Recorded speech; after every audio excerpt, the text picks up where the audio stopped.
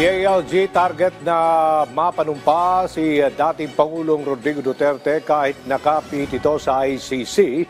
Hindi matapos manalo ang dating Pangulo bilang alkalde ng Davao City. Si Ryan Lesigas sa sentro ng balita. Maaaring gawa ng paraan ng Department of the Interior and Local Government to DILG na makapanumpa si dating Pangulong Rodrigo Duterte bilang mayor ng Davao City. Ito ay kahit pa nakakulong ito sa The Hague, Netherlands. We recognize the victory of former President PRD. Siya ang dineklara ng COMELEC na mayor. Tinalaga siya, na-proclaim siya a day after elections. Overwhelming mandate. So, we recognize him as the mayor. Ayon kay DILG Secretary John Vic Rimulya, gagawa sila ng paraan at makikipag-usap sa International Criminal Court o ICC para dito. Gagawin ko na lang ay magpapaalam ako sa international sa ICC kung pwede pumunta ang consul natin para makapag-oath siya.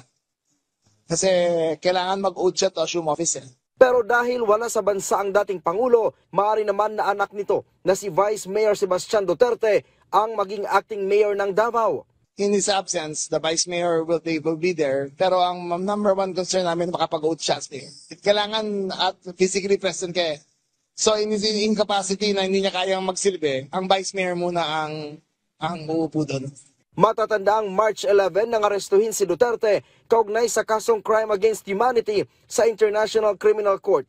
Ito ay may kaugnayan sa implementasyon ng war on drugs mula 2011 habang siya ang mayor ng Davao hanggang 2019 nang maging pangulo ng bansa. Ang dating pangulo ay agad ding inilipat patungo sa Netherlands sakay ng private jet upang doon ikulong habang inaantay ang pag-usad ng kaso nito. Mula dito sa Campo Crame, Ryan Lesigas para sa Pambansang TV sa Bagong Pilipinas.